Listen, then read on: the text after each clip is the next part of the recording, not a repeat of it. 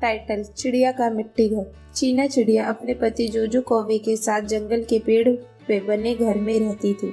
जोजो कौवा लकड़ी के घर बनाने का काम करता था। वह अपने पति के साथ चाय पी रहा था कि उसके घर पर नैना कबूतरी आती है और बोलती है, नैना, अरे भाई साहब कैसे हैं आप? जोजो, मैं ठीक हूँ, आप बताइए कैसे आना हुआ? नैना, अरे मैं तो काम से आई हूँ, वो क्या है ना, आपसे घर बनवाना है तो आप कब तक काम चालू कर देंगे?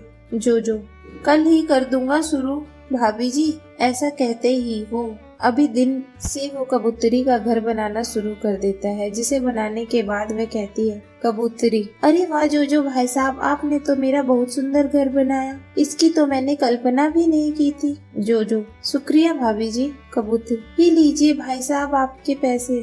जोजो, शुक्रिया जी, अब मैं चलता हूँ, चीना मेरा इंतजार कर रही होगी। ये कहते ही वो चीना के पास जाता है और चीना बोलती है, चीना, अजी आप आ गए, ये लीजिए मैंने आपके पसंदीदा पकोड़े बनाए हैं। जोजो, क्या बात है, और मैं भी तुम्हारे पसंदीदा कुल्फी लेकर आया हूँ, ये लो तुम खाओ। चीना, अजी शुक्रिया।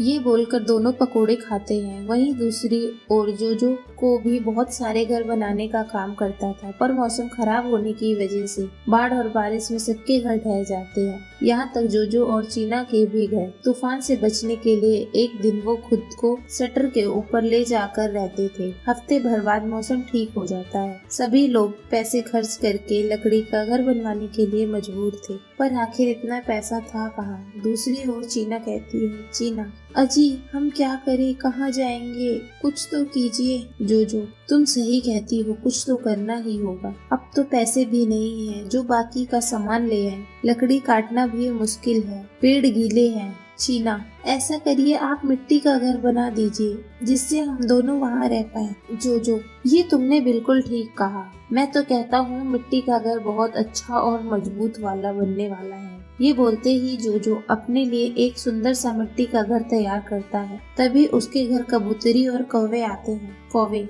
अजी आप दोनों के बारे में बहुत सुना है, जैसे आप दोनों ने अपना मिट्टी का घर बनाया है, ऐसा ही हमारे लिए भी बना सकते हैं क्या? मैं आपको इसके बराबर की कीमत दूंगा।